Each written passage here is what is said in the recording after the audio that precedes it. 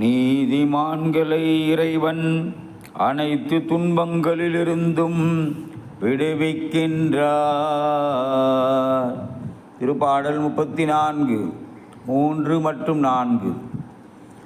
என்னுடன் ஆண்டவரை பெருமைப்படுத்துங்கள், அவரது பெயரை ஒருமை மிக்க மேன்மைப்படுத்துவோம்.